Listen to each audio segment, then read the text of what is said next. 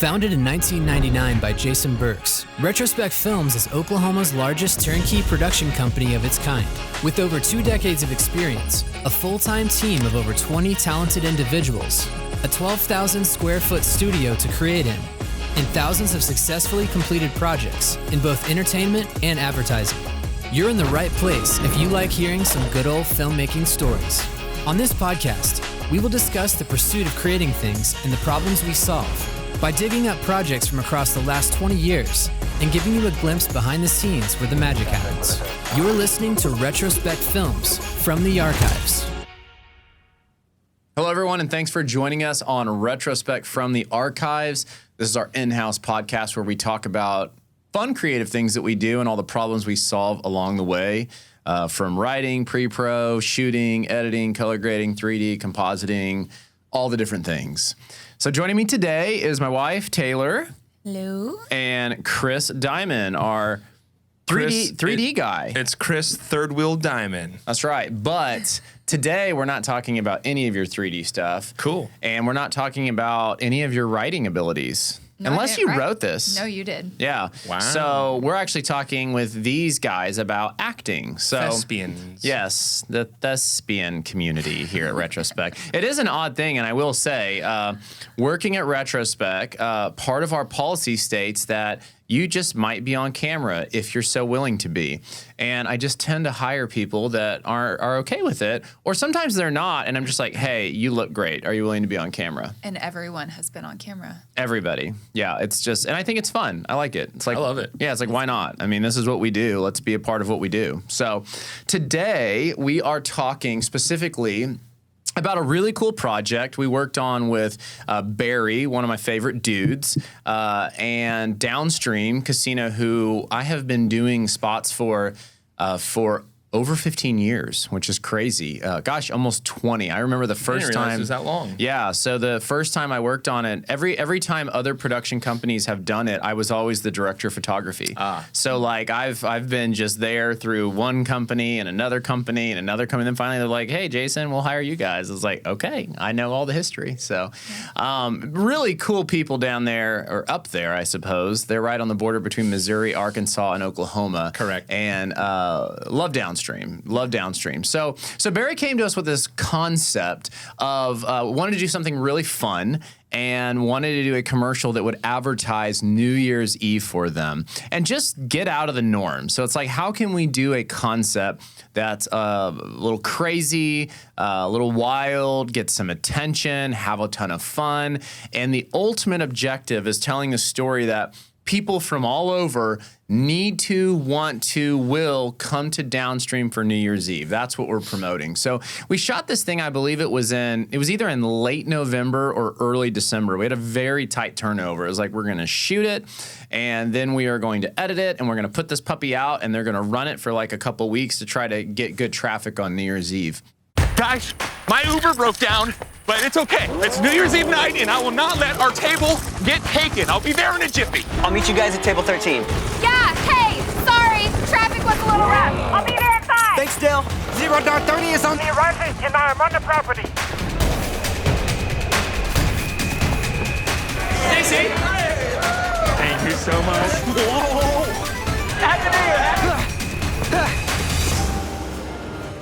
I am officially done with this year. You know the best way to kiss 2020 goodbye? The biggest New Year's Eve party in the country. Excuse me. Happy New Year. Happy New Year. Oh, yeah. Woo! Gotta go. This New Year's Eve, grab your friends and don't miss the largest party around at Downstream Casino Resort.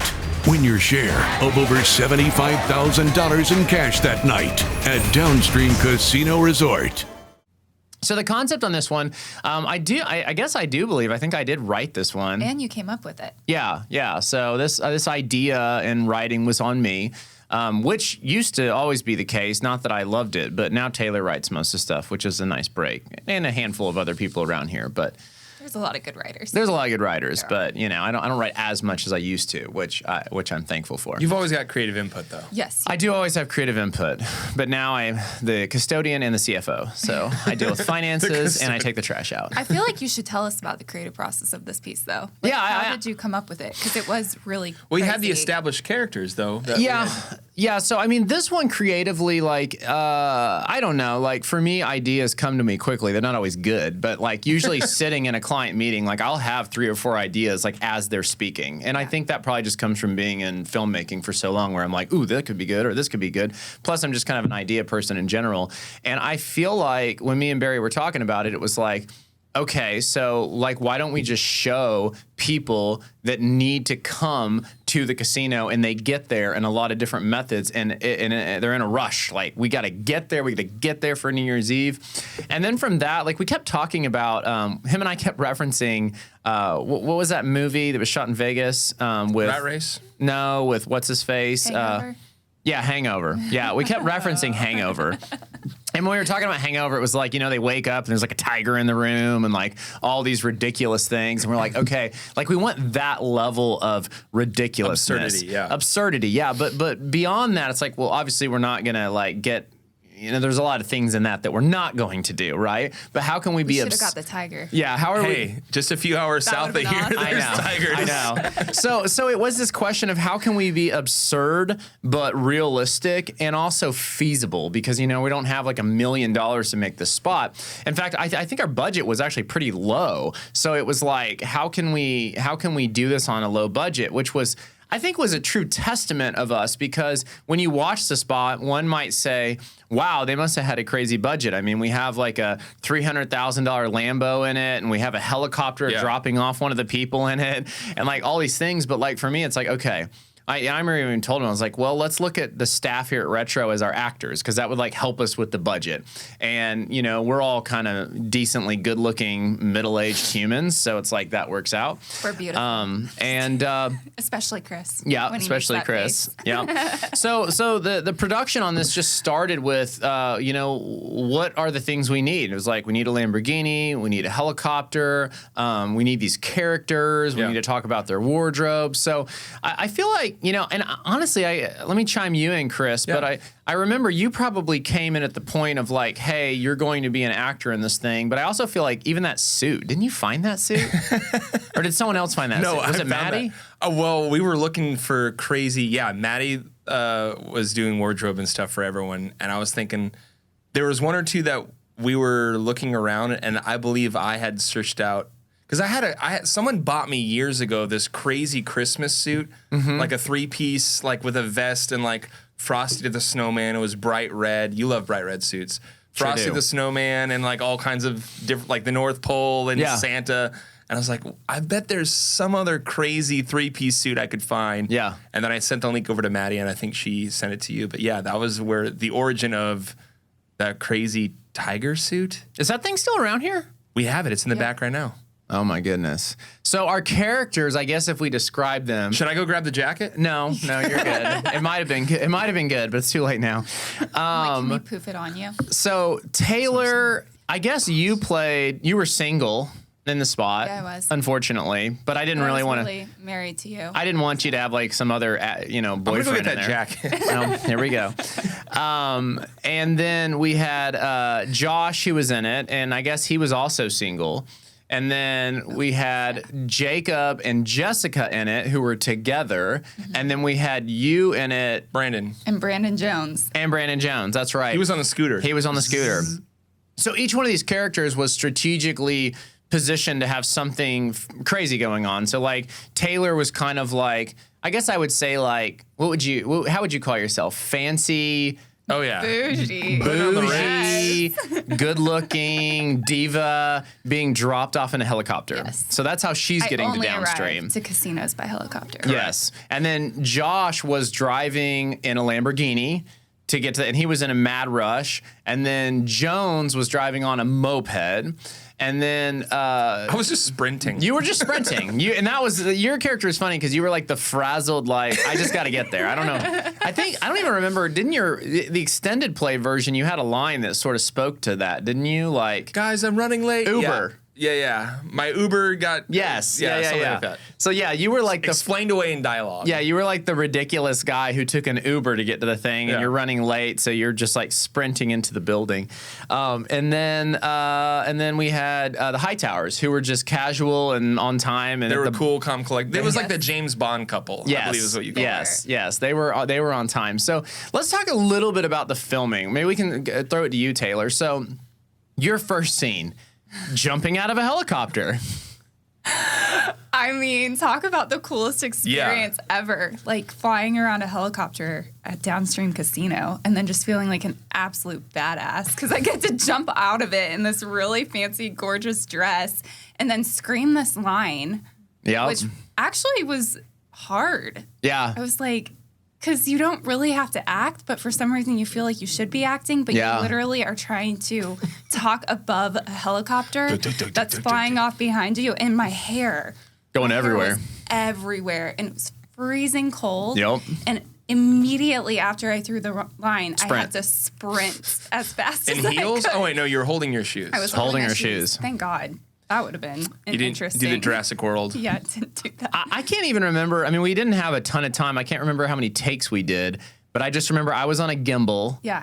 And so I was like backpedaling and then chasing you. Yeah, and you had me try to hit this very specific spot in the grass every single time. Yeah. For your focus, which it was just like chaos, Yeah. but it turned out really epic. And Oh, it looked great. It It was felt awesome. amazing. Yeah. But at the time, I was like, okay, I have to jump out of the helicopter. I have to scream my line. I have to hit the spot in the grass, and then I have to sprint off as fast as I can and keep my hair out of my face. Yeah.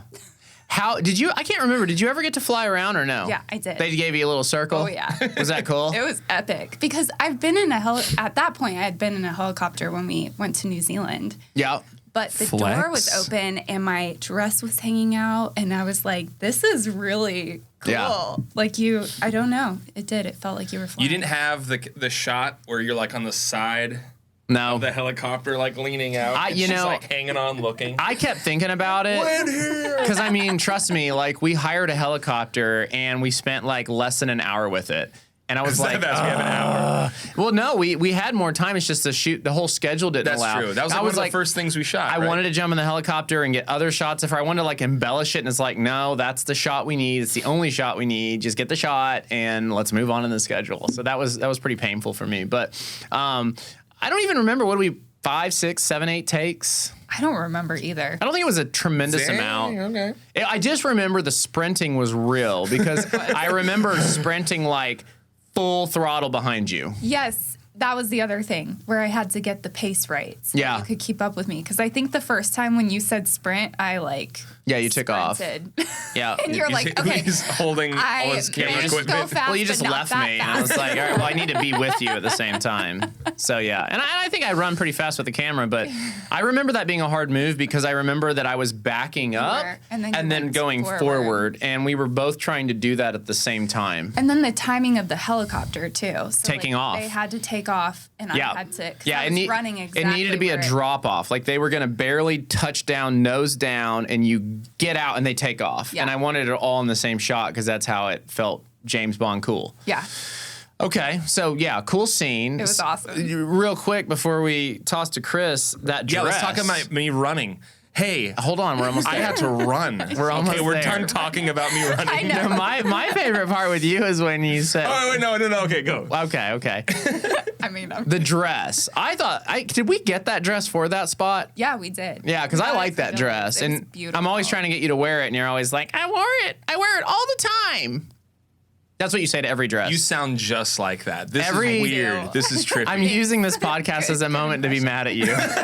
Okay, so Chris, let's talk What a was little my bit about favorite- your. what was my favorite well, line? Your character was my favorite, and I think it's mainly because you had random bits of dialogue, like when you were in the bar scene, and I can't remember, what was the bartender's name?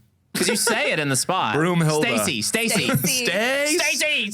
No, he goes, wait, didn't you have like some Stacy or something like that? I felt like you did something. There's multiple takes. There's a lot of takes, a lot of things, so but great. but I think it was fun. Like you were cutting through the bar, you were cutting through the casino. We had you running up. That was a unique scene too, because that run up with you, I remember we had shot this on a Gemini specifically. What's a Gemini? It's a red camera that has a dual native ISO, so I could shoot it at 3600 ISO or 3200 ISO, which is a psychotically high ISO that normally would be grainy, but with that camera it wasn't, mainly because we didn't have the time to light everything right outside, and I knew I was going to have you running up that corridor. So there's no lights in that? There was no lights in that scene. Oh. Yeah, so that was a tricky one. Thank you, Gemini. Yeah, again, I think I did it on a gimbal, and I think I did it on a tripod, and I just pulled focus on you, but there's something about that shot. I mean, I think it's you. It's hilarious.